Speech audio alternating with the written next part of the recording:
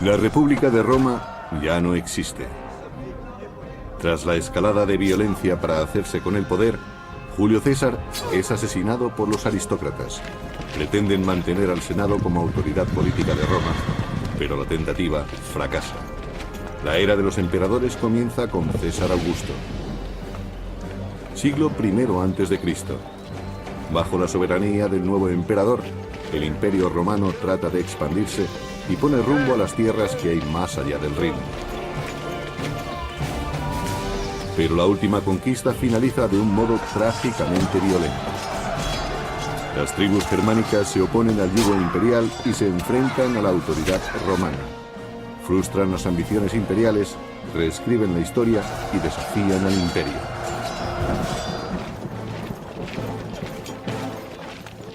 Galia, siglo I a.C.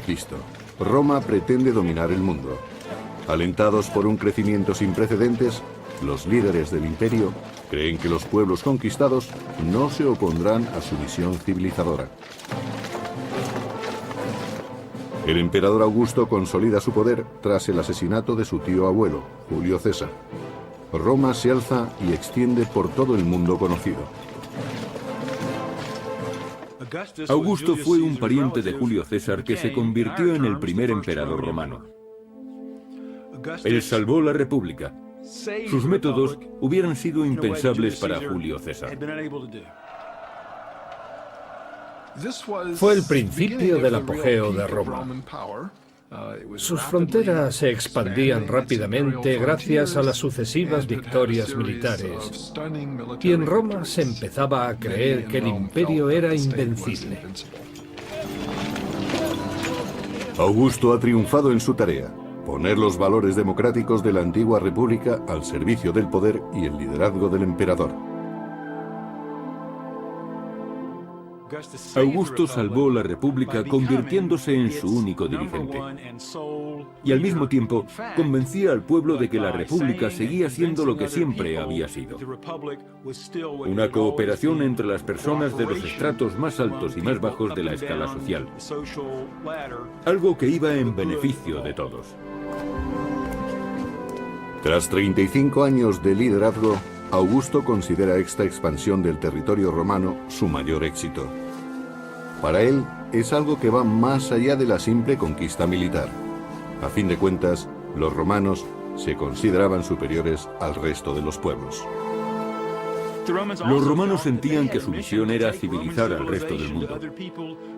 Tenían una misión cultural y por eso trataban de imponer la ley y la justicia, como ellos la concebían, al resto de los pueblos.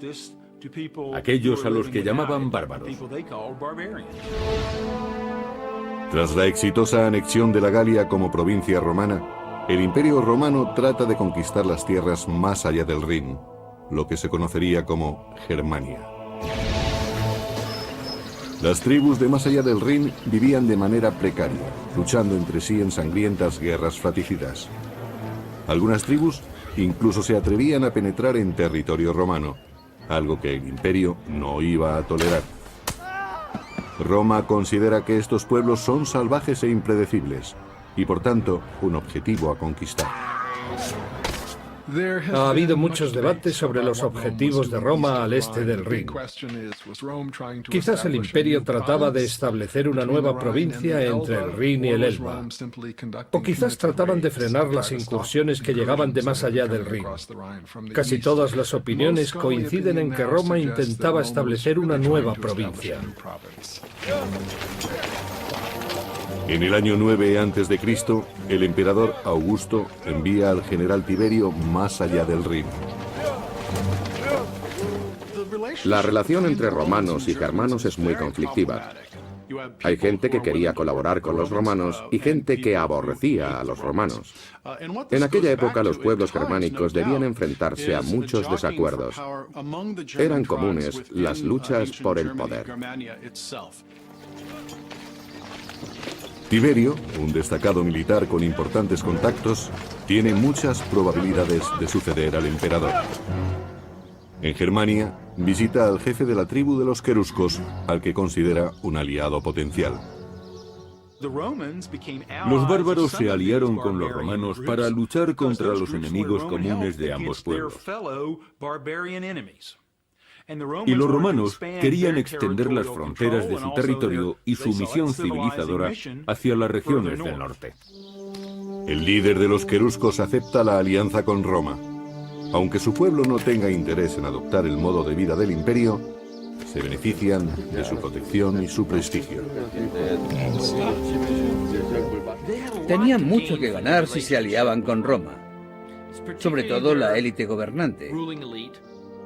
Económicamente, esta asociación les daba acceso a muchos productos romanos, lo que les confería un estatus privilegiado.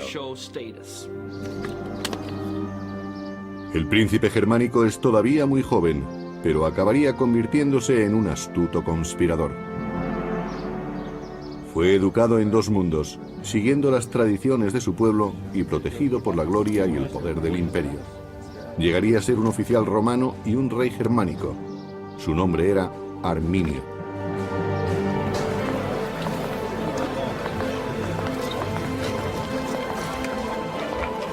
Gracias al poder militar del emperador Augusto, el imperio ha mantenido una relación pacífica con las tribus de la zona del Rin durante más de una década.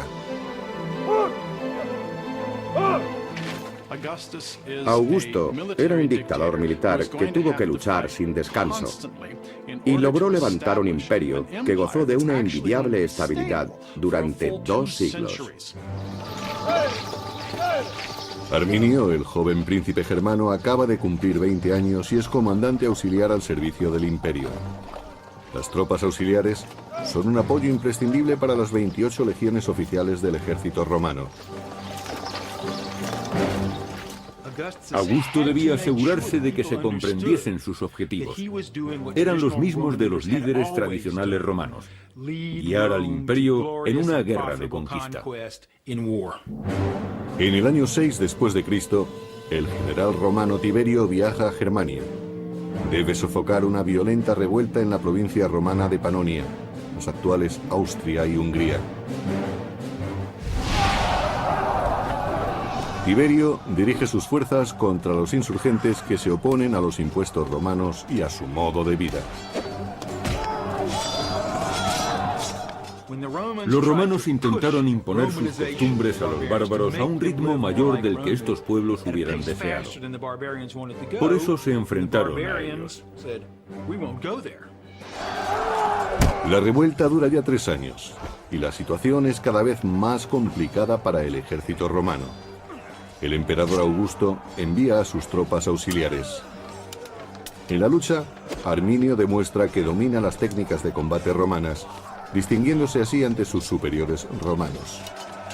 En palabras del historiador romano del siglo I, Velius Paterculus, bravo e inteligente. Arminio era un bárbaro fuera de lo común. Lo demostraban sus técnicas notables y sus ojos, que reflejaban el fuego de su espíritu. Arminio era consciente de que Roma trataba de un modo violento a sus provincias, aplastando cualquier atisbo de autonomía. Veía a los panonios en la misma situación en la que estaba su pueblo, en el norte de Germania, y estableció una relación entre ellos y su propia comunidad durante la campaña en Panonia. Pero Arminio sigue luchando al servicio del imperio y apoya con sus tropas auxiliares a las legiones romanas del general Tiberio. Mientras Roma lucha por mantener el orden en Panonia, en Germania, la influencia del imperio se hace sentir paulatinamente. El pueblo de Arminio, contratado para la construcción de carreteras y otros edificios, empieza a sacar partido de las costumbres romanas. Los bárbaros, especialmente los que vivían cerca del Rin, no consideraban que vivían en el mundo romano. Sin embargo, apreciaban las ventajas de la romanización. Desarrollaron una vida basada en el comercio y crearon comunidades más grandes en oposición a las pequeñas comunidades en las que habían vivido tradicionalmente. En palabras del historiador del siglo III, Casio Dio, los bárbaros se adaptaban al modo de vida romano Se acostumbraron a tener mercados y a relacionarse pacíficamente. Cambiaron sin saberlo. En el año 7 después de Cristo, el emperador Augusto nombra a Quintilio Varo gobernador de los territorios al este del Rin. Varo era un comandante relativamente capacitado, pero también hemos podido comprobar que no se trataba de la persona más amable del mundo. Su descripción a cargo del historiador Velleius Paterculus no es demasiado halagadora. Quintilio Varo era un hombre de carácter afable y tranquilo, aunque tan limitado de mente como de movimiento, y más acostumbrado a los placeres que al servicio activo en campaña. La paz en Germania se adaptaba perfectamente a su carácter relajado. Varo se hace amigo de Arminio, que ha regresado a Germania como un respetable ciudadano romano. Roma ve en Arminio a un poderoso aliado para sus planes de paz. Los germanos aceptan las reglas romanas, pero solo para evitar enfrentamientos. A los germanos no les gustaba comparecer ante los tribunales romanos y no querían que los romanos arbitraran sus conflictos. Ellos ya disponían de un modo propio de resolver sus problemas.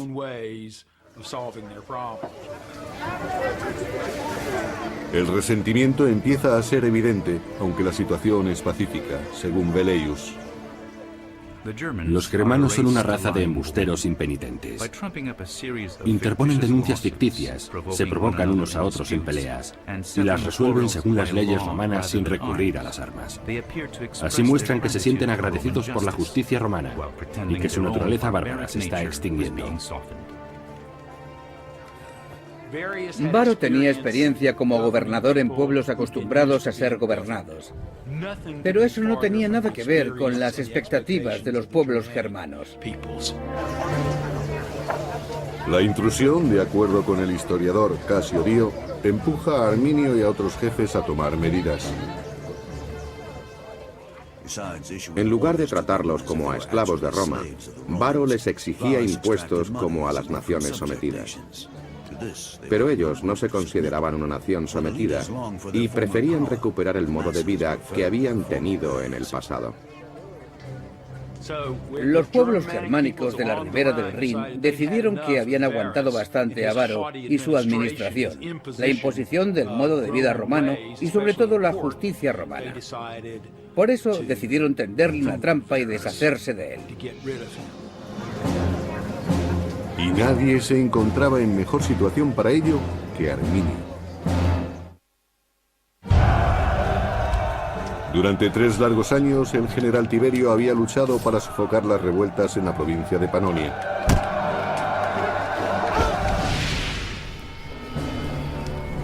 Al fin, en el año 9 después de Cristo, Tiberio ve sus esfuerzos recompensados. Los insurgentes han sido derrotados. La victoria está cerca. Pero mientras que el orden ha sido restablecido en Panonia, la situación en Germania es tensa, aunque los romanos todavía no son conscientes de ello. El general romano Varo, gobernador de esta pacífica provincia, ha impuesto la doctrina romana y ha presionado demasiado al pueblo germano.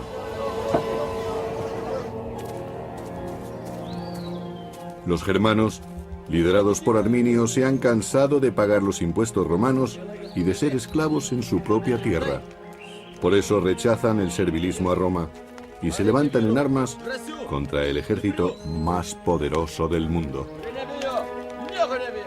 No todos los caudillos germanos están de acuerdo con el levantamiento. Uno de ellos, un hombre llamado Sellestes, considera que el riesgo es demasiado grande, pero Arminio convence al resto. En aquellos momentos, Arminio es la persona más influyente de su pueblo, y el hecho de ser apoyado por la mayoría de los suyos es todo un honor. Ya no quiere que lo vean como un eslabón de una estructura más poderosa. Ya no se siente como si formase parte de Roma. Arminio ha luchado en el bando romano y sabe que el poder de Roma reside en su fuerza, no en su sigilo. Tuvo la oportunidad de aprender las tácticas romanas y el modo en que operaba su ejército.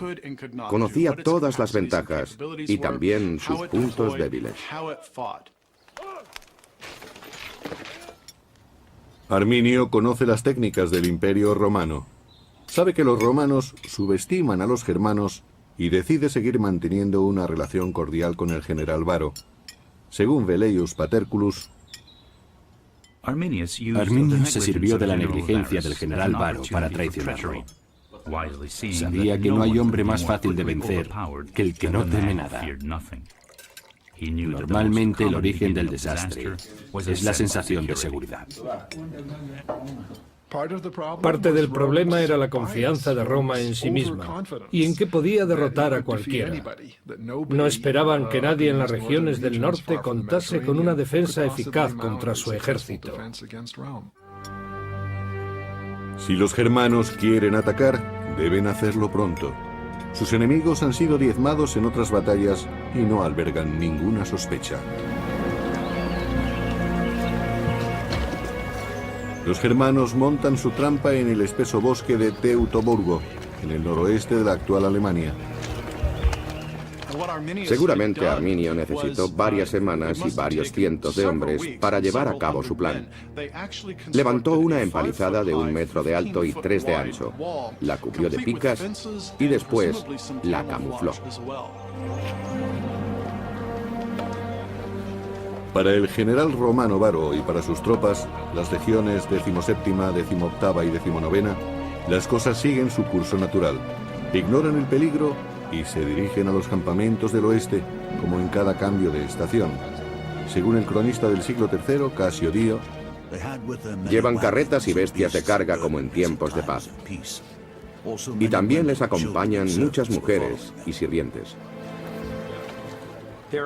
Transportaban su armadura y su equipo en carretas tiradas por animales, porque nadie es capaz de cargar 30 kilos de armadura y 20 de equipo cada día. Se dedicaban a conversar con sus mujeres, a encontrar a alguien que sacara brillo a sus armaduras o a planear la noche con unas prostitutas. Y lo último en lo que pensaban en aquellos momentos era en prepararse para la batalla. Durante los preparativos, Varo recibe una visita. Es su viejo amigo Arminio, que está ahora al servicio de Roma. Viene a informarle de un conflicto tribal en el oeste. Arminio le pide ayuda para restaurar el orden.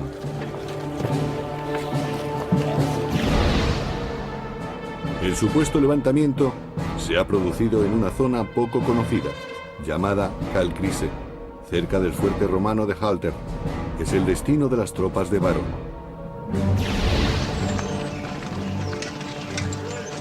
Varo moviliza a todo el campamento. Varo ha entrado en territorio germano pensando que se trata de una misión pacificadora. No está preparado para luchar contra los bárbaros. Los bárbaros están experimentados en la guerra de guerrillas y conocen tácticas que pueden aniquilar a toda una legión romana. La larga columna de soldados, civiles y carromatos serpentea por los bosques germanos. Varo no espera que haya problemas, pero está en suelo desconocido.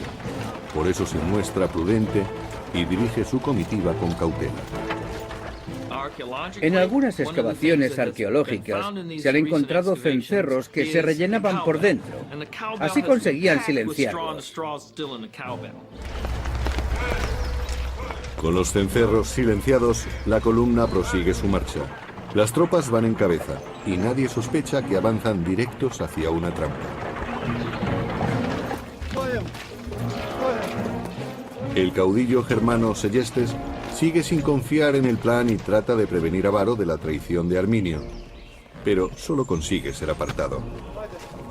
En palabras del historiador Velleius Paterculus, Segestes pidió que detuvieran a los conspiradores, pero la fatalidad se había apoderado de Varo y había nublado su espíritu.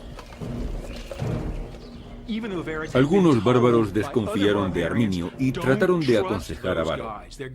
Pero el general se consideraba capaz de juzgar a la gente. Creía saber quién era su amigo y quién no.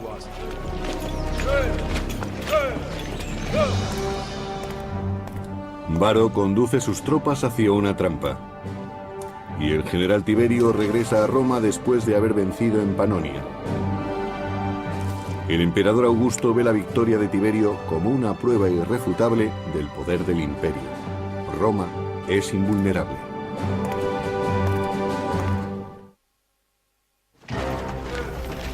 El gobernador Varo se dirige a sus cuarteles en el oeste, pero se desvía para sofocar el levantamiento del que le ha informado su amigo Arminio. En realidad, Varo se acerca cada vez más a la trampa. Está en las profundidades del bosque de Teutoburgo, en una zona conocida como Calcrise. Los soldados se desplazaban sobre bancos de arena y estaban rodeados por la espesura del bosque. Se trataba de una zona de paso muy complicada, por lo que la columna romana tuvo que estrecharse. Los legionarios romanos marchaban en filas de 6 u 8, y en esta zona formarían filas de 4 o de 2.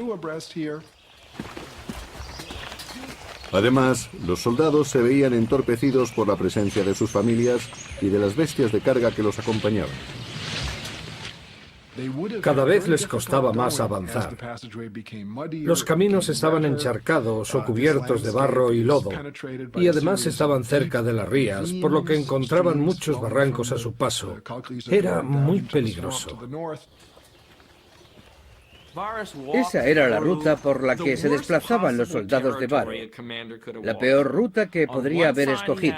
A un lado estaba el pantano, al otro las colinas.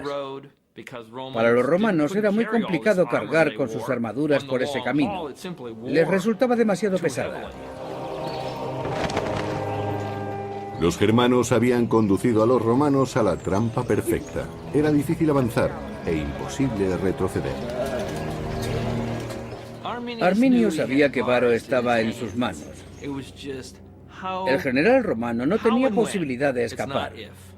Arminio solo tenía que decidir cuándo y dónde atacarlo. Y no perdió el tiempo. Fue un ataque inesperado. El cronista del siglo III, Casio Dio, describe el momento de la emboscada. Los germanos se lanzaron sobre Varo en medio de aquel bosque impenetrable. Se mostraron como lo que eran, enemigos y no súbditos, y sembraron el caos. La trampa se había cerrado. Los romanos estaban atrapados y rodeados de bárbaros. Era una situación terrible. Los romanos que llevaban armadura podían considerarse afortunados. No tenían espacio para desplegarse e iban a ser diezmados muy rápidamente. La columna de militares romanos y de civiles medía 1,5 kilómetros de largo. Varo, situado en la mitad, no era consciente del desastre de la vanguardia. Solo sabía que la marcha se había detenido súbitamente.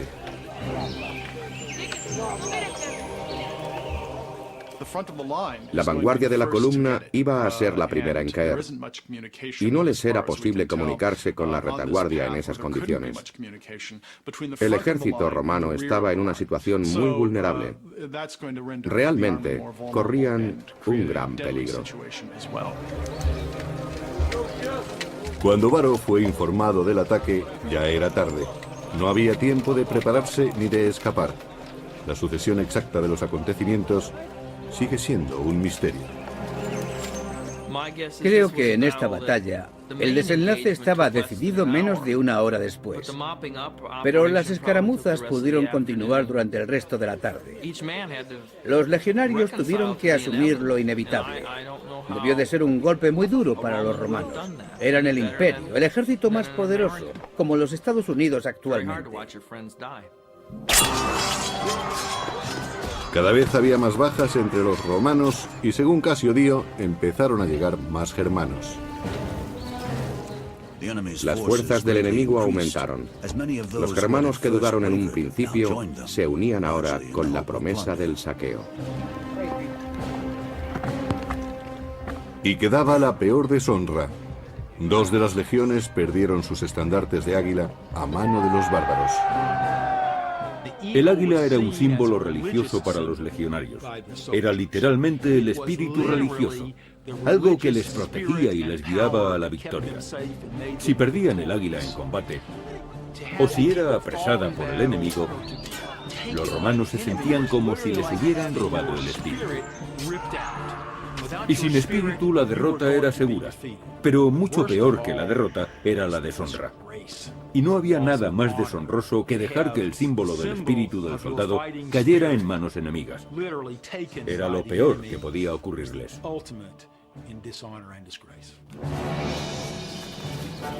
Los romanos pierden la batalla y los estandartes.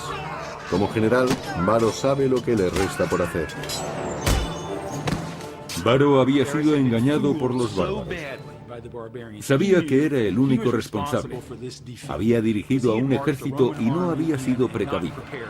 Roma iba a culparle de aquella derrota. El propio Varo no podría nunca perdonarse a sí mismo. Su única salida era el suicidio, incluso si era un suicidio poco honorable. Los germanos, a las órdenes de Arminio, han recuperado su tierra y han derrotado al ejército más poderoso del mundo. Según su tradición, ahora debían martirizar a los prisioneros. El escritor del siglo II, Florus, lo describe. Nunca hubo una matanza más cruel que aquella en los bosques. Nunca hubo tantas ofensas proferidas por bárbaros, especialmente hacia las figuras de los legisladores. A algunos hombres les sacaron los ojos, a otros les cortaron las manos. A uno le cosieron la boca después de cortarle la lengua.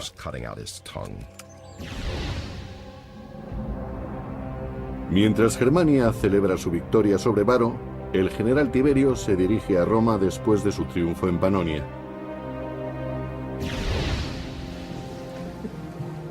En Roma, el emperador Augusto ultima los preparativos para celebrar el regreso de Tiberio, pero pronto la alegría de los romanos se verá ensombrecida. La noticia de que habían perdido 3 legiones llegó a Roma. Augusto estaba completamente horrorizado. Según cuenta la historia, el emperador gritó varias veces: «Varo, Varo, devuélveme mis legiones». Supuso un revés tremendo. Roma había encadenado una serie de triunfos militares y Augusto creía que los pueblos del norte serían fácilmente derrotados. Pero de pronto 3 legiones enteras habían sido destruidas en una sola batalla. Eran aproximadamente 20.000 hombres. Fue un desastre sin precedentes.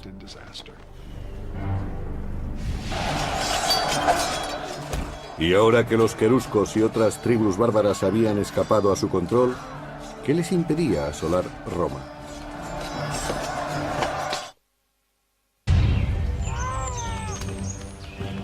Año 9 después de Cristo. Las legiones romanas están siendo diezmadas en el norte. Cuando el general Tiberio regresa a Roma, encuentra al emperador Augusto destrozado por las noticias de la terrible pérdida.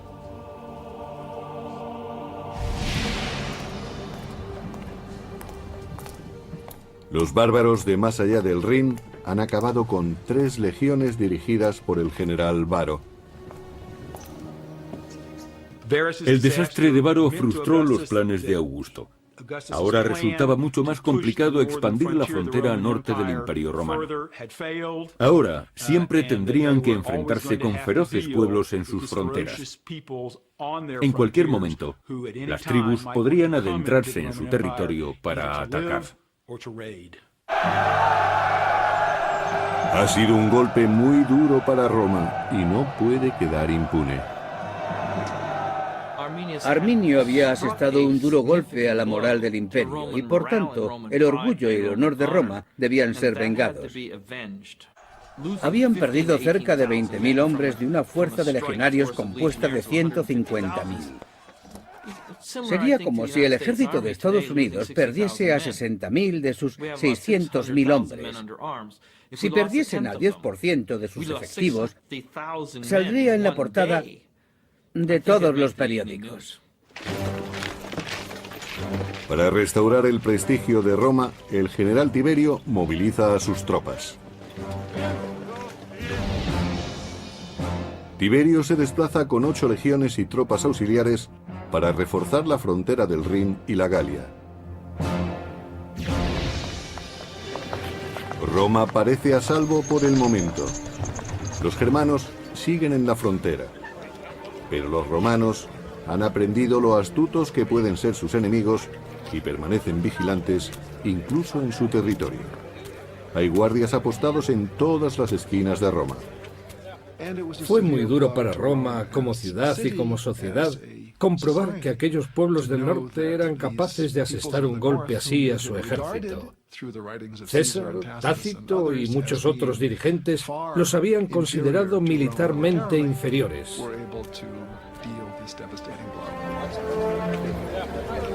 Roma, el paradigma de la civilización occidental, de pronto se siente vulnerable. Todo ciudadano o visitante extranjero se convierte en sospechoso, en enemigo potencial. Augusto, temeroso de un levantamiento por parte de los germanos, los expulsa. Mientras Roma entera se estremece de miedo, los germanos del otro lado del Rin se muestran eufóricos. Arminio celebra su victoria sobre Roma uniéndose en matrimonio a Tusnelda. Se trata de la hija del caudillo rival, Seyestes, que trató de prevenir a Varo de la traición de Arminio. En contra de los deseos de su padre, Tusnelda se deja raptar por Arminio. Las mujeres germanas eran increíblemente fuertes. Podían llegar a matar a sus hombres si se rendían en combate. Eran mujeres que se tenían en muy alta estima y querían unirse con el mejor hombre posible. Tusnelda vio en Arminio al mejor de todos los germanos y decidió que ella no merecía menos. Su victoria sobre las legiones romanas confiere a Arminio una enorme influencia sobre su pueblo. Ahora, como rey de los queruscos, crea una coalición de líderes tribales. Arminio pensó que su espectacular victoria le daría fama y que ocuparía un cargo que nunca había existido entre los germanos, el de rey.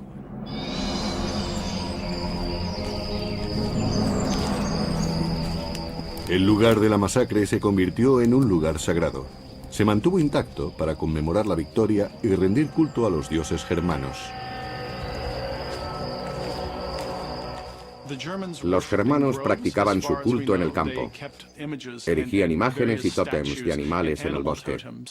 El tallado de tótems era muy común en la época, también entre los romanos, pero probablemente los germanos sean el mejor ejemplo. Roma había sufrido un fuerte impacto. Los germanos conservaron las armas romanas como una recompensa sagrada. Las espadas, picas y escudos eran obras de artesanía y su fabricación requería muchos materiales. Económicamente eran muy valiosos, pero parece ser que en muchas circunstancias el valor ritual era más importante. Se han encontrado cientos de ellos con ornamentos que indican que pertenecieron a oficiales. Algunas de estas armas tienen detalles en oro y plata. Gracias a su astucia y a la violencia, los germanos han conseguido recuperar su territorio, al menos por ahora. Pero Roma no está dispuesta a rendirse. Los romanos se dieron cuenta de que tenían un grave problema en el Rin. Decidieron reagruparse, lo que significó reclutar más soldados y establecer nuevas alianzas con los bárbaros. Al cabo de un tiempo, Roma envió nuevas expediciones más allá del Rin. Su intención era pacificar el área, pero también pretendían recuperar su honor perdido en la batalla contra Arminio.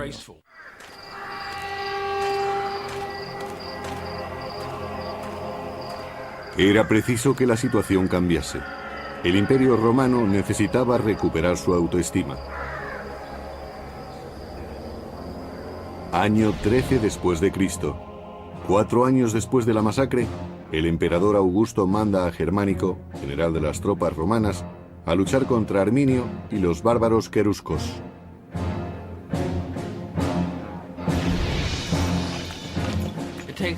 Era prioritario que la potencia militar de Roma se restableciera. De lo contrario, Germánico no podría disponer de las tropas suficientes. No había discusión posible. El honor del emperador y probablemente su vida estaban en juego. Era un problema que había que solucionar enseguida. La fuerza interior de los romanos se alimentaba de venganza, de odio y de furia. En aquel momento no existía la idea de compasión ni de humanidad. Eran un pueblo despiadado. Enviar a Germánico a Germania fue una de las últimas órdenes que daría Augusto. Un año después, a los 77 años, murió abatido por las consecuencias de la derrota. No pudo completar su visión del imperio. Sin descendencia, Augusto nombró a Tiberio como su sucesor. El emperador Tiberio trató de recuperar el honor de Roma y el de Augusto. Augusto había alcanzado la gloria en numerosas campañas militares, pero nunca se recuperó psicológicamente de aquel golpe. Murió pocos años más tarde. En muchos aspectos sintió que su legado había sido destruido. Augusto, que había dedicado su vida a romanizar el mundo, murió por el peso de la derrota. Lo que se había perdido en Germania nunca se volvería a recuperar, pero los germanos habían de pagar por la humillación sufrida. Una sangrienta batalla supuso la gloria para el caudillo germano Arminio y para los bárbaros. La misma batalla que socavó la confianza del imperio. Pero Roma no se rendía. El general romano Germánico marcha hacia Germania. Su único objetivo es la venganza y decide atacar una tribu afín a Arminio. Como desafío, las tribus queman sus propias aldeas para privar a los romanos de cualquier cosa de valor. No había mucho que saquear en las ciudades de los bárbaros. Tenían asentamientos cada vez más grandes, pero podían desaparecer en cualquier momento y regresar más adelante. Mientras, el enemigo derrochaba dinero en una campaña que no aportaba ningún beneficio. La guerra se había convertido en algo deficitario económicamente. El historiador del siglo I, Tácito, pensaba de otro modo. Germánico ordenó a uno de sus generales atacar a la tribu de los brusteros, y en la vorágine de la matanza hallaron el águila de la 19ª legión que habían perdido con Varo. Las tropas marcharon después hacia la frontera, arrasándolo todo a su paso.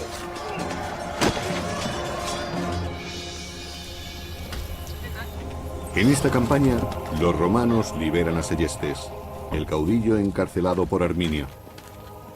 Pero su venganza no terminaba ahí. Después, los romanos apresaron a la hija de Seyestes, Tusnelda, que esperaba un hijo de Arminio. Tusnelda fue capturada por los romanos y llevada a la capital como prueba del éxito en su misión. Su principal objetivo era humillar a Arminio, el hombre que había derrotado al general Varo y a sus 3 legiones. En el año 15 después de Cristo, 6 años después de la emboscada, el ejército romano llega al lugar de la masacre en los bosques de Calcrise. Ahora es un monumento sagrado a la victoria de los germanos. Cuando llegaron al lugar de la derrota de Varo, encontraron espadas rotas por el suelo. Y también había cráneos clavados en los árboles. Talla tuvo que ser horrible. El valle estaba lleno de huesos que probablemente pertenecían a los vencidos, salvo los oficiales que seguramente habían muerto en la horca o degollados por los germanos. Así era como practicaban los sacrificios. El historiador del siglo I, Tácito, describe así la escena. Había huesos por todas partes, diseminados en los lugares donde los hombres trataron de huir y amontonados donde resistieron. Y al lado descansaban armas rotas y huesos de caballos. Los cráneos humanos estaban clavados a los árboles. No muy lejos se alzaban los altares bárbaros donde fueron sacrificados los jefes. Sin duda fue sobrecogedor para Germánico y sus hombres. Se dieron cuenta de que podían ser los restos de sus familiares o de sus amigos. Eran sus compañeros de armas. Y los enterraron. El entierro y su ritual eran muy importantes. Aseguraban el descanso de los muertos, que ya no regresarían para atormentar a los vivos. El historiador Tácito dice: los romanos enterraron los restos de las 3 legiones. No sabían si estaban enterrando a amigos o a desconocidos, pero la ira que sentían hacia el enemigo era la misma. Todos sufrían y maldecían. Fue muy significativo para Roma demostrar que recordaba a sus veteranos. Nunca desistiría en su intento de recuperar el honor que le había sido arrebatado. Su desgracia se debía a la incompetencia y arrogancia de un general. Para los germanos, que ven el campo de batalla como un santuario, el entierro es una herejía. En cuanto los soldados enemigos se alejaban, exhumaban los restos y santificaban de nuevo el lugar. Arminio, que había derrotado a Roma 6 años antes, se siente amenazado por el retorno de los romanos. El giro de los acontecimientos le preocupa. Tácito describe su rabia. Arminio, colérico por naturaleza, enfureció cuando su mujer fue capturada. El destino de su hijo sería la esclavitud. El general se dejó llevar por la ira y declaró la guerra a Segestes y al imperio. Estalla la guerra. Las fuerzas de Arminio están familiarizadas con el entorno y una vez más sacan partido de su ventaja contra las tropas romanas. Las legiones romanas eran superiores cuando podían elegir un campo de batalla llano y extenso. En ese tipo de terreno tenían más espacio para maniobrar y podían avanzar en formaciones compactas. Y en aquel momento no se daba ninguno de esos factores. No era llano, no había sitio para maniobrar y no podían agrupar sus unidades. Pero Germánico logra tender una trampa al enemigo y lo atrae a campo abierto. Los romanos han ganado esta batalla, pero no la guerra. La dificultad del terreno, el coste de la campaña y la tenacidad de los bárbaros despojan a Roma de cualquier esperanza de victoria. Durante muchos años los romanos realizaron incursiones en el este del Rin e incluso intentaron capturar a Arminio, pero no tuvieron éxito. Ni Arminio ni Germánico vivirían para ver los resultados de sus esfuerzos. 3 años más tarde, en el 19 después de Cristo, ambos murieron de un modo muy poco heroico. Germánico sucumbió a la enfermedad. Algunos aseguran que fue envenenado por un rival político en las intrigas de Roma. Ese mismo año, Arminio fue asesinado por sus soldados que consideraban despóticas sus maneras. Arminio estaba muy entregado a una causa: la libertad de su pueblo y la suya propia. Quería ser rey de todas las tribus germánicas. Pero estas no querían un rey. Querían autonomía, y Arminio se la había dado. El proceso había cambiado el concepto de Roma como imperio. Esta batalla frenó la expansión de Roma. Si no hubiera tenido lugar, no sabemos hasta dónde hubiese llegado el imperio por el este. Roma podría haber conquistado Alemania, Polonia y parte de Rusia. Nunca lo sabremos. Después de la batalla de Teutoburgo, Roma tuvo más en cuenta los riesgos de una expansión. El beneficio rara vez merecía la pena, pero las conquistas eran demasiado atractivas como para ser ignoradas.